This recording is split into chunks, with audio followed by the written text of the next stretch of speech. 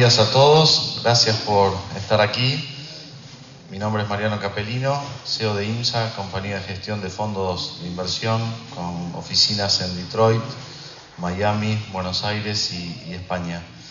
Bueno, hoy vamos a hablar de las claves que consideramos que son muy importantes para lograr elevados rendimientos en esta industria de inversiones de real estate. Me va a acompañar en un rato Damián Tabarman, que es presidente de la Cámara de Desarrolladores Inmobiliarios y un referente del sector, que está un poco demorado en el Congreso.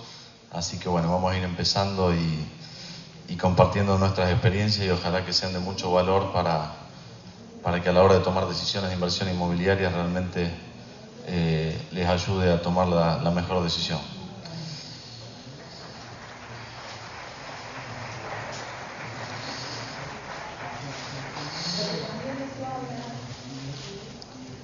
Generalmente en la inversión inmobiliaria se habla de conservar valor, de refugio de valor. Un inmueble generalmente en el largo plazo nos refugia, nos conserva valor frente a la inflación. Ya veremos, para nosotros es sumamente importante incrementar el patrimonio a través de la inversión inmobiliaria y no solamente conservar valor. Para ello, decimos que hay como dos grandes mundos, ¿no? La visión de un inversor inmobiliario y la visión de un inversor financiero que invierte en inmuebles. Entonces, antes de entrar a las tres claves que consideramos sumamente importantes en la inversión inmobiliaria, les voy a pedir que prestemos bastante atención en el punto de las grandes diferencias que hay entre la visión de un inversor inmobiliario tradicional y la visión de lo que son los grandes fondos de inversión que invierten con un foco en generar rendimiento, no solamente en conservar valor.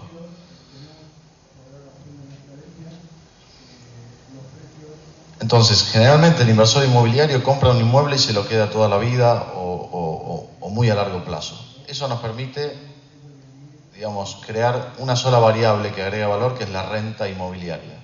Dado que, como veremos más adelante, en el largo plazo, la tasa de apreciación de los inmuebles es muy baja. Ya lo veremos en gráficos más adelante. Entonces, la clave es pensar como pienso cuando invierto en el mercado financiero.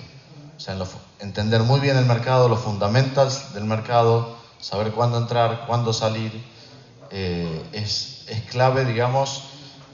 En el mercado inmobiliario muchas veces vemos que los compradores de inmuebles, a la hora de comprar un inmueble para invertir, piensan como lo hacen para vivir y creemos que ese es un gran error, ¿no? Muchas veces el inmueble más oportuno no sería un inmueble que sería el cual yo iría a vivir. Entonces es clave tener una visión puesta en el negocio y no en las preferencias personales, ¿no? Entonces, acá vemos las grandes diferencias de la visión del inversor inmobiliario tradicional versus al inversor financiero. Por un lado, el inversor inmobiliario tradicional opera generalmente siempre en el mismo mercado. Cuando digo mercado puede ser un país, una ciudad o un barrio. Y generalmente también en el mismo tipo de activo. Y seguramente por momentos, cada 15 o 20 años, esa sea la mejor inversión. Pero, como veremos más adelante, el ciclo de los mercados domina este negocio completamente. Entonces, tenemos que tener una visión muy amplia para mirar distintos mercados y distintos tipos y clases de activos en esos distintos mercados que miro. Y poderme trasladar permanentemente aprovechando los cambios de ciclo de cada uno de ellos. Por otro lado, el inversor inmobiliario generalmente está muy enfocado en la location. Los desarrolladores y brokers inmobiliarios muchas veces nos dicen que en real estate es location. Para nosotros desafiamos esa creencia, digamos, y decimos que está muy bien para ir a vivir o a trabajar, elegir un buen lugar, pero a la hora de invertir en inmuebles tengo que mirar en qué momento entro y en qué momento salgo. Y no mirar solamente la ubicación, porque por momentos, repito, habrá momentos que esa mejor ubicación me dará muchos beneficios y altos retornos, pero habrá momentos que otras ubicaciones me darán mucho mejor retorno que las mejores, ¿no? Por otro lado, la rentabilidad estimada versus la evaluación calificada. Generalmente en real estate el inversor inmobiliario no es tan, digamos, sofisticado a la hora de medir qué rendimiento tienen sus inversiones. Si yo le pregunto a ustedes, ¿qué rendimiento obtuviste el último año, los últimos 5 años en tu inversión inmobiliaria? Posiblemente no lo tengan tan claro. Ahora, si les pregunto en inversión financiera, me dirán, sí, el 3.74, el 4.57, porque generalmente tendrán un asesor que les presenta una posición trimestral o anual en la cual ustedes lo pueden reflejar. Entonces, es clave para lograr rendimientos y tomar decisiones, medir trimestralmente o semestralmente o anualmente qué rendimiento vengo logrando. ¿Cuánto valía mi activo el 1 de enero? ¿Cuánto vale mi activo el 31 de diciembre? ¿Qué rendimientos me ingresaron por renta? ¿Qué gastos tuve? O sea, pero sacarlo al detalle, ¿no? Eso me va a permitir tener, digamos, un panorama mucho más claro para tomar decisiones. A ver, una decisión de inversión no es comprar un inmueble. Una decisión de inversión es permanente, definiendo si mantengo lo que tengo, si compro nuevos inmuebles similares a lo que tengo, o si vendo y compro en otro lado inmuebles que me van a dejar más patrimonio. No es solamente hacer la compra de un inmueble. O sea, una inversión inmobiliaria es dinámica e implica estar mirando todo el tiempo distintos mercados, distintos tipos de activos y evaluando qué movimientos hacer. Por otro lado, adquirir activos debajo del valor de mercado es clave. Cuando adquirimos activos a valor de mercado, nuestro resultado inmediatamente el día que firmamos la escritura es menos 10, porque el costo de entrada y salida en cualquier parte del mundo es 10% entre comisiones de escrituras, comisiones de compra y venta y demás, promedio 10%, puede ser 9, 11, pero promedio 10%. Entonces, si yo compro un activo a valor de mercado, el día que firmo el cheque pierdo el 10% de mi patrimonio. Me lleva 3, 4, 5 años, dependiendo del rendimiento que tenga por renta, para recuperar esa pérdida inicial. Entonces, es clave entrar debajo del valor de mercado. Si cualquiera de ustedes tiene una industria, un comercio y demás, compra mercadería y la vende ganando dinero. Nadie compra un activo para empezar perdiendo. Pero es muy común que digamos, quienes invierten en inmueble, digamos, no estén buscando el mercado oportuno que me permita comprar en bancos, en subastas o financiar algún desarrollo inmobiliario, pero en donde realmente lo financio de verdad, no soy un comprador lista cero, como suelen decir, ¿no? En donde nos hacen creer que de alguna manera estamos entrando al famoso costo. Entonces, es clave empezar ganando dinero. Para eso tengo que adquirir activos en bancos, en subastas o financiando desarrolladores. No hay otra. Ningún vendedor particular está dispuesto a vender 20 o 30% debajo del valor que tiene un producto, que es el que yo quiero comprar. Entonces, tiene que vivir una situación muy especial para que eso pase, ¿ok? Pero ya más adelante profundizaremos este tema. Por otro lado, es importante el volumen. O sea, este es un negocio de volumen, de economías de escalas, y esas ventajas se logran, bueno, si tengo mucho patrimonio en forma directa lo puedo lograr, si no lo tengo me puedo sumar a algún fondo de inversión que tenga una estrategia clara y que me permita coinvertir con ese fondo y darme acceso a esas oportunidades que individualmente no las puedo tener. Por otro lado, el inversor inmobiliario generalmente, como hablábamos antes, mantiene los activos a largo plazo. Y ya vamos a ver que mantener un activo a largo plazo no me construye rentabilidad, solamente me conserva valor. Entonces, ¿la opción cuál es? Rotar los activos, que es lo que hablábamos antes. Rentabilidad de una sola variable. Nosotros, las 3 claves, las 3 variables son las que vamos a ver ahora. Generalmente, la única variable que le agrega valor a un inversor inmobiliario tradicional pasivo que compra un inmueble y se lo queda 30 años es la renta, porque apreciación ya veremos cuánto es. Por otro lado, ¿quiénes son las compañías que generalmente me vinculan a un activo inmobiliario cuando soy un inversor tradicional? Un broker, un desarrollador. ¿Y a qué se dedica un broker, un desarrollador? El broker a vender inmuebles, el desarrollador a construir inmuebles. No se dedica a invertir eficientemente en inversiones de real estate. Son dos trabajos distintos. ¿Quiénes se dedican a invertir en real estate? Los grandes fondos de real estate y los asset managers que trabajan para los grandes fondos. ¿Ok? Entonces son totalmente dos jugadores distintos. O sea, si quiero lograr un rendimiento elevado a largo plazo, tengo que buscar el jugador que me va a ayudar a través, que se especializa en invertir. No aquel que se especializa en vender, mostrar una propiedad o construir un edificio. ¿Ok? Porque de la mano de ellos es como que si me quisiese operar de la pierna, iría, no sé, a un oftalmólogo, ¿no? ¿Ok? Entonces, ¿qué rendimientos puedo lograr siendo un inversor inmobiliario pasivo tradicional? 2-4% anual, ese es el rango que vemos, es el promedio, digamos, de la renta neta mundial. Y cuando digo neta es bajando absolutamente todos los costos. Generalmente en el mercado, cuando se habla de renta, se habla de renta bruta. De la renta bruta, la renta neta, generalmente, para hacerla muy simple, divido por 2. Es decir, de lo que generalmente en el mundo inmobiliario, un broker inmobiliario me dice, mira, este activo va a rendir 6%, está muy bien y es cierto, pero 6% bruto. De allí, cuando bajo los 8 egresos que tiene un inmueble, generalmente termino en la mitad o muy cerca de la mitad. Entonces, ¿qué rendimientos puedo lograr operando como un inversor con foco financiero? Entre un 10 y un 20% anual. Y ahora veremos cómo.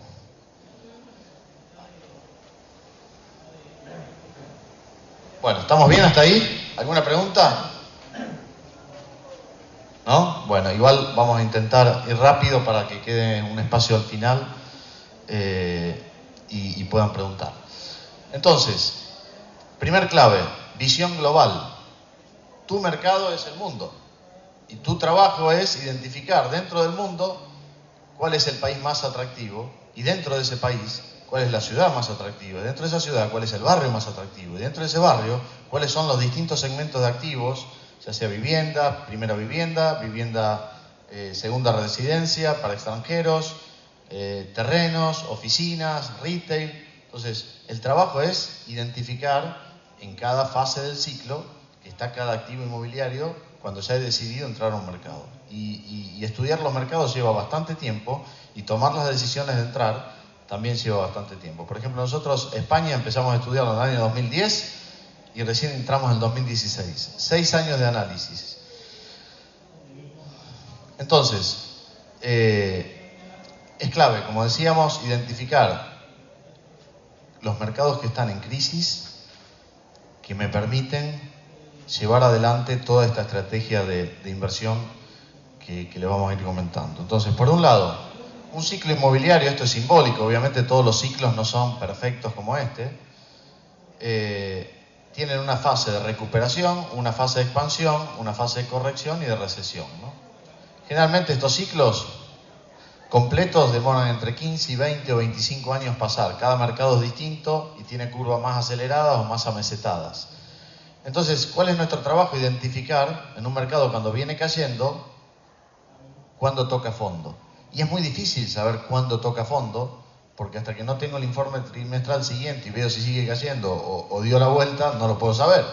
Entonces, nosotros lo que hacemos es, a través de las estadísticas que hay, hoy tenemos, en todos los mercados que operamos, tenemos las estadísticas de los 20 últimos años, trimestre a trimestre, provincia por provincia, ciudad por ciudad, barrio por barrio. Cómo ha ido evolucionando ese tipo de activos. Entonces, es mucho mejor esperar 2 o 3 trimestres que luego de varios años de caída ya esté en forma positiva, se vaya recuperando, y no entrar anticipadamente y correr el riesgo de que siga cayendo. Porque como veremos, una recuperación demora entre 5 y 7 años, dependiendo del tipo de activo. Les diría que los activos clase A, premium, tal vez entre 3 y 4, y los activos clase media o media baja, entre 5 y 8 años. Entonces, es preferible entrar 6 meses o un año después y no cometer el error de entrar en forma anticipada y que el activo siga cayendo. Por otro lado, habrán escuchado que hay un dicho, que el último euro o dólar se lo lleve otro, ¿no? Entonces, nosotros lo que hacemos es operar en esta franja, que es la franja más pronunciada de la curva y donde más aprecia. Generalmente, si de acá a acá hay 8 años, nuestro margen de operación generalmente es entre 4 y 5 años o 3 y 5 años, en donde esto crece de una manera mucho más acelerada. ¿Qué pasa si compro un activo acá y lo vendo acá? Bueno, como veremos, la apreciación es muy baja y ahora les voy a mostrar exactamente cuánto es. Entonces, la clave es entrar cuando el mercado está muy bajo y salir cuando la curva ya se empieza a mesetar y los incrementos empiezan a ser decrecientes. ¿Ok? El beneficio que me da aprovechar las subas y evitar las bajas, ir trasladándome de un mercado a otro o dentro de un mismo mercado, de una clase de activo a otro, es obviamente crecer de una forma mucho más acelerada que estar estancado siempre en el mismo tipo de activo, en el mismo mercado, que no me permite crecer, sino que es solamente conservar valor. Entonces, ay, qué lástima que no se ve. Bueno, acá dice 2,3. Para bajar un poco a tierra todos estos conceptos, este es un gráfico de los 25 últimos años de la Ciudad de Buenos Aires. En realidad es tomado del año 91 al 2016. Creo que no varió mucho estos años el valor de los inmuebles, subió un poquito, después bajó. Pero es una buena referencia. O sea, en el largo plazo, la tasa de apreciación de un inmueble real, descontada de inflación, es cero en todos los mercados del mundo. En el largo plazo, Entonces, como vemos acá, esto fue 2,3% anual. Disculpen que no se ve. 2,3% anual y la inflación en dólares en el mismo periodo, 2,27 anual. Con lo cual, cuando resto 2,3 menos 2,27, estoy en 0,03. En Estados Unidos, los últimos 100 años, un inmueble apreció un 3,1% anual. Y la inflación fue 3% anual. Con lo cual, la tasa real, 0,10. Entonces, como decíamos, este tipo de inversiones pasivas, claro que nos ayudan a conservar valor. Claro que es mucho mejor que tener el dinero en una caja de seguridad o en el colchón. Pero no nos ayudan a incrementar el patrimonio, solo mantenerlo. Perdón. Ahora, miremos el mismo gráfico. ¿Qué pasa cuando yo aprovecho la fase de recuperación y expansión de un mercado? Durante los 5 años que hablábamos antes. Mismo gráfico, pero ahora en un intervalo de 5 años en la fase de recuperación y expansión. Acá no se ve tampoco, perdón. Es 15,8% anual, fue el rebote que tuvo Argentina. Y si esto lo comparamos con lo que pasó en Miami o en Madrid, es prácticamente lo mismo. Después de las caídas de los mercados, los primeros 5 o 6 años, no baja de 12, 13, 14, 15, 18% anual. Si a eso le descontamos inflación en dólares, en moneda dura, vamos a estar entre 10, 12, 13% arriba de inflación. Entonces, eso sí me permite incrementar muy fuerte mi patrimonio. Así que solamente con una sola variable que estamos hablando, yo construyo un 10% anual en moneda dura, la verdad que eso me permite crecer en forma mucho más acelerada que solamente conservar valor, ¿no? Y en 5 o 6 años estoy duplicando ya mi patrimonio. Entonces, esta es la verdad que a mí me gusta mucho explicarlo con tiempo y demás. Voy a intentar ser breve, seguramente por ahí no se termina de entender. Qué lástima que acá no se ve. Acá dice menos 14 y menos 36. Esto es, sin ser un fondo de inversión, sin ser nada. Simple, como cualquiera de nosotros que estamos acá, que lo único que hace es, cada 4 años, va a las mismas 3 inmobiliarias en distintos mercados y pregunta, ¿cuánto vale el metro cuadrado en Buenos Aires, en Puerto Madero hoy? ¿Cuánto vale el metro cuadrado en Brickell hoy? ¿Cuánto vale en Barrio Salamanca, que es el mejor barrio de Madrid, comparable, ¿no? Y lo único que hace es tomar decisiones en función a lo que vale. Entonces, en 2006 valía 2.750 Puerto Madero, 5.500 Brickell, 8.400 Salamanca, y nos pareció... Entonces, bueno, uno dice, vivo en Argentina, me parece bastante más oportuno, afuera está muy alto el valor, acá parece un valor razonable, entré en Puerto Madero. A los 4 años... dije, bueno, ahora vamos a hacer un relevamiento nuevo. ¿Cuánto vale Puerto Madero? 5.000. ¿Cuánto vale Brickell? 2.500, se desplomó. ¿Cuánto vale Salamanca? Había empezado a caer 7.000. Bueno, decís, ¿qué hago? Vendo los 2 metros que compré con 5.500 dólares, siguiendo esa hipótesis, en Puerto Madero, y ahora compro 4 en Brickell, me paso a Brickell. Y a los 4 años hago lo mismo. Evalúo de nuevo el valor, veo que Puerto Madero cayó, que Brickell me fue muy bien, duplicó, y que pareciera ser que Barrio Salamanca terminó de caer o está muy cerca del piso. Entonces digo, bueno, ahora me muevo acá a ver si esto algún día recupera. Y este es el balance del año 2018. Este es el efecto que tiene aprovechar las subidas y evitar las caídas. Fíjense el porcentaje. Mientras que si me quedé los 12 años, compré en el 2006 en los 3 mercados y me lo quedé, gané 71, menos 36, menos 14. Esto quiere decir que Buenos Aires es mejor que Brickell o Salamanca. No, en el largo plazo, si esto lo hacemos a 30 años, el rendimiento en los 3 mercados va a ser muy parecido. Pero por cómo se movió el ciclo en esos 3 mercados, estos son los resultados de haber tenido una posición pasiva. Ahora veamos esto, que por ahí es hasta más llamativo. Acá pusimos solamente de referencia los valores históricos en el mismo mercado, pero 3 segmentos de activos distintos. La playa, Brickell, que es el centro de Miami, y un inmueble estándar de Miami, ¿no? Un inmueble estándar, clase media, donde vive la gente. Esto es más que todo mercado extranjero y esto es mercado doméstico, local. Entonces estamos parados acá en el 2010 y decimos, si valía 6.900 en la playa, ¿qué compro? En 3.800 la playa, valía 5.500 Brickell, compro 2.500 Brickell, o valía 1.800 y compro 550. Acá había mucho stock, seguía entrando muchísimo stock. Acá la recuperación siempre es mucho más lenta porque depende de que, digamos, la gente vuelva a recuperar el crédito, con lo cual dijiste, no, ya está viniendo extranjero, me meto acá porque esto va a recuperar. A los 4 años esto duplicó y esto recién empezaba a despegar, entonces te corriste y vendiste 1 metro acá y te daban 8 metros acá. Y decís, me mudo. Brickell empezó a caer nuevamente, como lo anunciamos hace 3 años, y esto no, todavía sigue subiendo y le falta todavía recorrido por suba. Acá, si se fijan, es casi 2-1, 2,5-1, mientras que acá era 8-1, ¿no? Entonces, el efecto de rotar en un mismo mercado o el efecto de quedarme estos 8 años en el mismo tipo de activo.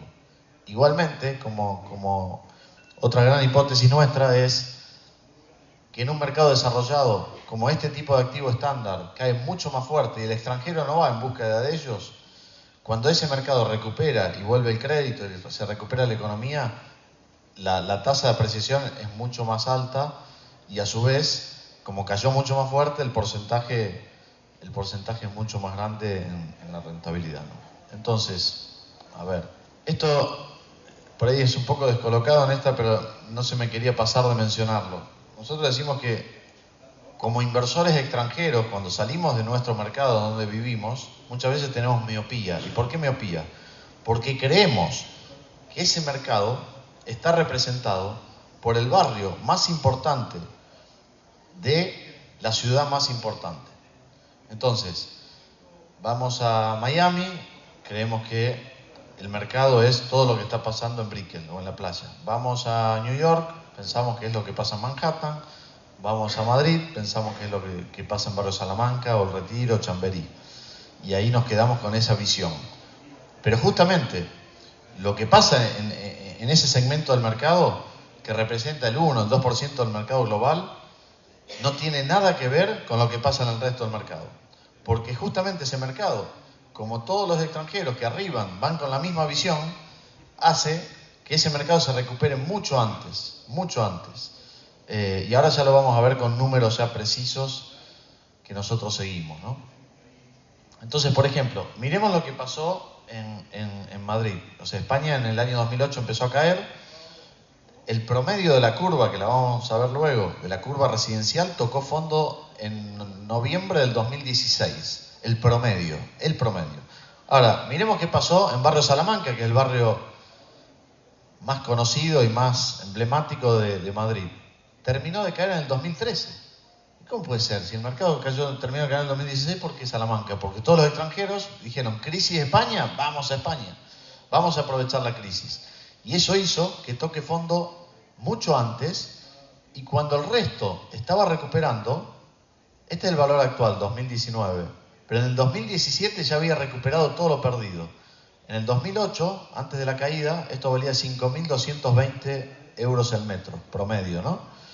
Hoy ya está 5.987, es decir, está 12-13% arriba de antes de la crisis. Y en el 2017 ya había recuperado el valor histórico, cuando el resto del mercado recién estaba tocando fondo. Entonces, hoy sigue yendo gente a Madrid y sigue comprando en barrio Salamanca pensando que es el gran negocio. Y según nuestra visión ya es momento de vender en barrio Salamanca, porque el momento era entrar hace bastante tiempo y hoy ya es momento de salir, porque no creemos que pueda seguir creciendo mucho más. Ahora, miremos lo que pasa perdón que esto quedó un poco desestabilizado. Esto es Puente de Vallecas, es un barrio clase media, terminó de caer en el 2015, costaba 3.138 era el valor histórico en el 2008, 1.300 cuando tocó fondo y hoy recién está en 1.800. Esta es la variación de los últimos 12 meses, subió un 14% anual. O sea, recuerdan que antes hablábamos que el rebote era entre un 10 y un 15, bueno, Madrid, este barrio que es emblemático, que ya no debería seguir creciendo tanto porque ya recuperó y superó el histórico, subió un 14. Y este barrio subió un 19. Y le queda todavía, para llegar a su máximo, o sea, para llegar de 1.800 a 3.100, todavía le queda un 75%. Ahora vamos a la periferia de Madrid. Generalmente la recuperación empieza por el centro, después se expande un poco a las áreas clase media de la ciudad, de una capital, y luego a la periferia. Imagínense que Barrio Salamanca es Puerto Madero, Belgrano, Barrio Norte, que Puente de Vallecas es Caballito, y que Valdemoro y San Fernando de Henares es, no sé, Quilmes, Vicente López, o sea, provincia de Buenos Aires, ¿no? Mira lo que pasó acá. 2017 terminó de caer. De 2.861, que era su valor previo a la crisis, tocó fondo en 1.444 y recién lleva recuperado, nada, acá un 15% aproximadamente. El último año subió un 8% y le queda un 76% todavía para llegar a su máximo. San Fernando de Henares, igual, terminó de caer 2017, costaba 3.400, cayó a 1.800 y apenas lleva 10% recuperado. Subió un 11% el último año y todavía le queda un 67% para llegar a su valor histórico. Otro ejemplo, ya yendo a las provincias, en las provincias generalmente el efecto es más lento. Entonces miremos, esto es lo que pasa en Valencia. Este barrio dentro de la capital de Valencia valía $2.500, cayó a 1.000, en el 2017 terminó de caer, hoy vale 1.300 y el último año subió 18% y le queda todavía 94% de recorrido. Esto es capital de Valencia y esto es la periferia de Valencia. Fíjense esto, terminó de caer casi en el 2018, costaba 600 euros el metro, perdón, el mínimo fue 600 euros el metro de casi 2.000, hoy está recién en 6.90, recién empieza a recuperar, lento, todavía tiene un 183% de potencial subida, ¿no?, con respecto al histórico. Y este es otro lugar. Entonces, conclusión de esto, cada activo y cada localización tiene un comportamiento distinto y una velocidad distinta de recuperación. Entonces, es muy clave entender, digamos, cuándo toca fondo, cuándo recupera y cuando recupera, a dónde me puedo trasladar para seguir haciendo esa misma ecuación, ¿no?, ese mismo recorrido acelerado. Bueno, acá algunos ejemplos para bajarlo más a tierra, porque mucho gráfico, esto, lo otro. Hay veces que la gente me decía, no, pero todo lo tuyo es muy teórico, tráeme un ejemplo claro. Bueno, entonces, nada, este es un departamento clásico de Barrio Salamanca, en un edificio clásico, que en el 2007 costaba 275.000, que cayó 29% en la crisis, costaba 195.000, y que rebotó tan fuerte que subió un 64%, en 6 años, y hoy, eso te da más de un 11%, casi un 11% anual, y hoy cuesta 6.794 euros el metro. Vamos a otro ejemplo, ya en un barrio más clase media. Fíjense lo que hablábamos antes. Por un lado, en el 2007 estaba 210.000, 3.100 euros el metro, 2017 se desplomó a la mitad, bajó justo el 50%, 1.594 euros el metro. Hoy apenas está 11% arriba, o sea, estamos en 1.700, todavía a esto le queda más de un 70-80% para volver a llegar a sus máximos. Entonces, ¿qué vemos? Que los activos clase media generalmente caen mucho más y por ende le queda mucho más recorrido de apreciación. Y además, el rendimiento por renta en este tipo de activos es mucho más alto que en un activo premium. En cualquier lugar del mundo, un activo que cuesta de 1 millón en adelante, si es un edificio, el rendimiento por renta será 0 o cercano a 0, el neto real. En cambio, en activos de 100, 200 mil dólares, el rendimiento por renta en un mercado caído puede superar el 10% neto anual. O sea, es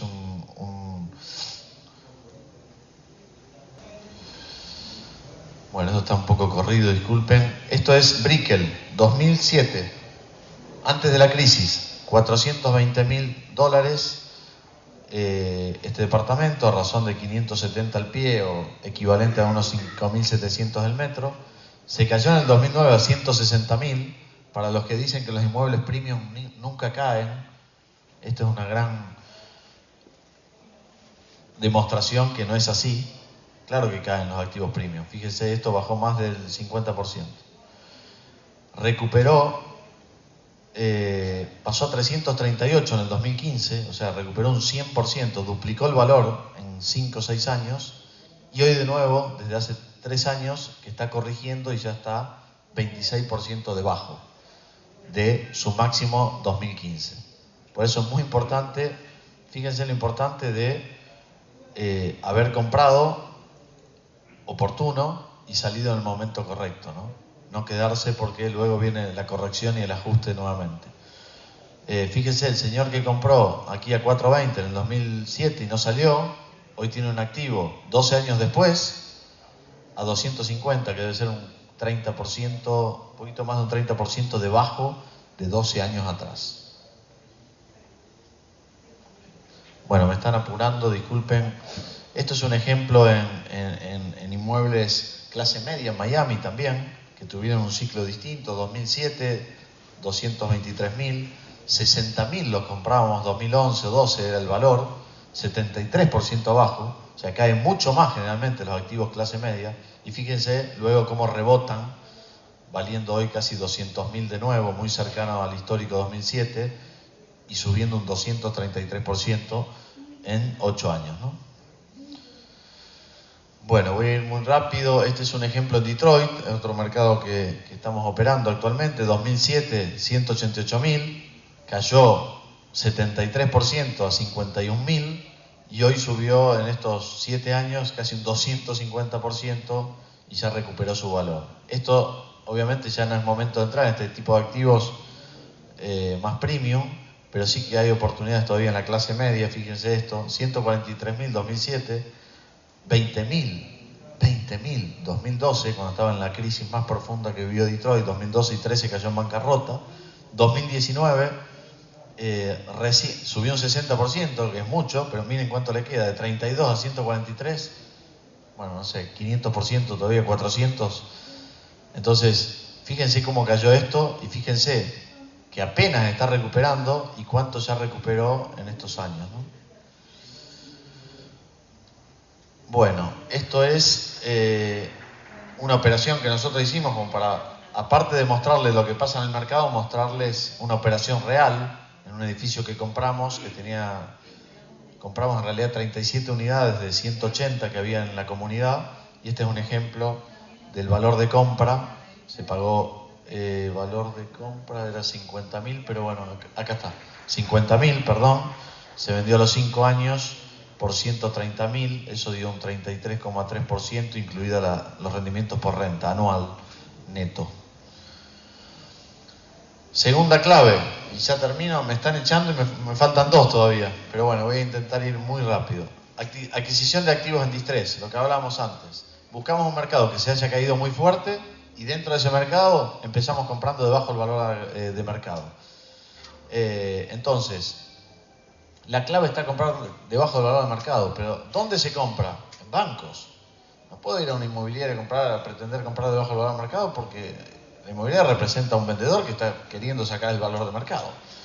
Entonces es prácticamente imposible, a no ser que uno cada 1000, un vendedor tenga un problema, divorcio o alguna sucesión que esté apurado en vender, pero no es frecuente, no es un negocio que lo puedas replicar a escala. Entonces lo que tengo que buscar es un mercado donde pueda hacer esto. Cuando se termina esto en un mercado, cuando deja de haber activos en bancos y en subastas de manera enorme, digamos, con un excedente gigante, ya no puedo hacer más negocios, por más que tenga el dinero del mundo, el capital del mundo, los contactos del mundo, el mejor know-how y expertise, pero es como si no hay agua en la piscina, no puedo nadar. Esto es lo mismo. Cuando se acaban los inmuebles en bancos y en subastas, se acabó el negocio, ¿no? Subastas. Me hubiese gustado mucho hablar de cómo se compra en subasta y cómo se compra en bancos, porque hay muchísimas claves y muchas cosas divertidas para contar, pero lamentablemente no nos da el tiempo. Y por último, antes de salirme de un mercado, una vez que se vació el mercado de activos en banco y en subasta, la única que me queda es financiar algún desarrollo en la etapa temprana. ¿Por qué digo en la etapa temprana? Porque los proyectos generalmente llevan 3, 4, 5 años. Entonces, si no entro, cuando recién está iniciando el ciclo, si financio un proyecto inmobiliario ya con un mercado totalmente recuperado y maduro, corro el riesgo que cuando reciba los inmuebles, el mercado ya esté en fase de ajuste. O mi socio desarrollador, que va a ser el que lleva la gestión adelante, no tenga espacio para poder, digamos, darme el beneficio que yo esperaba, ¿no?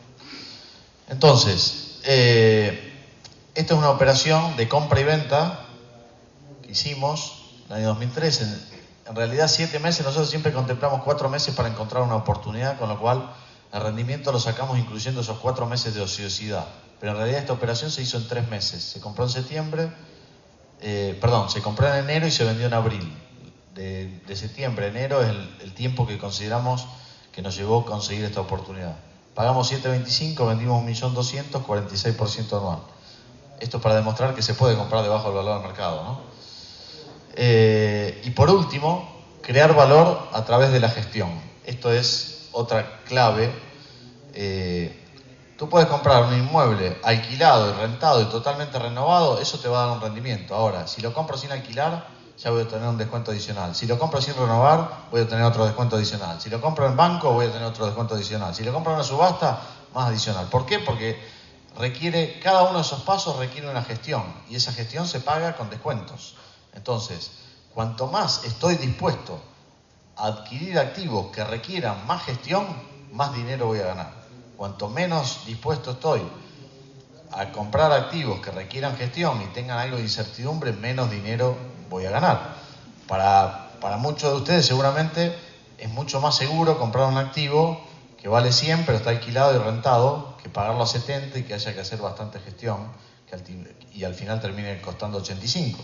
Para nosotros, que a lo que nos dedicamos es a gestionar, preferimos que obviamente comprar un activo a 70, agregarle valor, que mi costo termine siendo 80, 85 y no pagar los 100 y dejar ese valor en manos de otros inversores, ¿no? Entonces, por último, quería mostrarles, pues ya me echan, bueno, antes y después de una vivienda. En una inversión inmobiliaria requiere articular a estos 10 jugadores. ¿Ok? Entonces, para nosotros la clave está puesta en tener un equipo de research para entender exactamente en qué momento entrar, en qué momento salir, en qué mercado entrar, en qué mercado salir, en qué tipo y clase de activo entrar y salir, en qué fase del ciclo está cada tipo y clase de activo. Por otro lado, ser expertos en compras, en subastas, bancos y financiando desarrolladores. Y por otro lado, ser experto desarrollando proveedores que me aseguren tener una gestión muy eficiente en tiempo y en costos.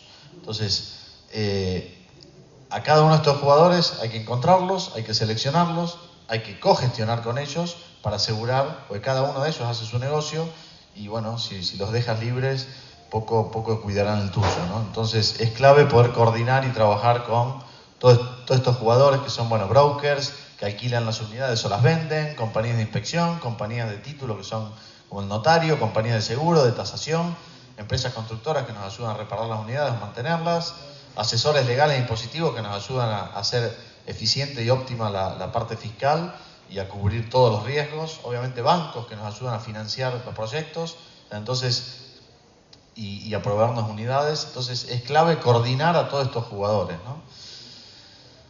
Bueno, esto es un edificio que le agregamos valor, lo compramos prácticamente vacío, lo renovamos y lo vendimos y en 44 meses obtuvimos un 25% de retorno neto anual para el inversor.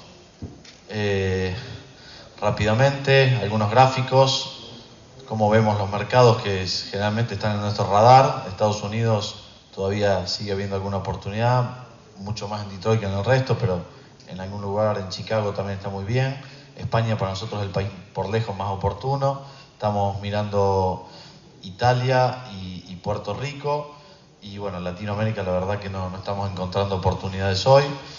Aquí están las curvas de lo que fue Estados Unidos y Miami, cómo se desplomó y recuperó. España le llevó 8 años tocar fondo y recién empieza la recuperación hace 2 años. Bueno, Buenos Aires un poco inexplicable, toda esta subida que hubo, parece que empieza a corregir después de tantos años, y Detroit todavía con recorrido. Para que ustedes tengan una idea, el jugador número 1 en fondo de inversión gestiona 150 billones. ¿Ok? Estados Unidos es el país que más recibe inversión inmobiliaria. Los 200 asset managers o gestores de fondos invierten 2.7 trillions. De esos 2.7 trillions, 33% va a Estados Unidos. A España llega el 1,4% de la inversión esta global. 1,4%. El fondo más grande del mundo, que administra 150 billions, tiene puesto el 33% de su patrimonio puesto en España. Si ibas hace 5 años, no tenía nada en España. Y si vas de acá 6, 7 años, seguramente tenga el 1 o el 2%. O sea, eso demuestra, digamos, que la clave es aprovechar los ciclos de los mercados, ¿no? Bueno, me echan. Sobre nosotros, bueno, nada, no llego. Les dejo aquí un poco lo que hacemos, la antigüedad que tenemos, los rendimientos que hemos logrado, los activos que administramos, el equipo y bueno, un poco nuestras oficinas. Muchas gracias.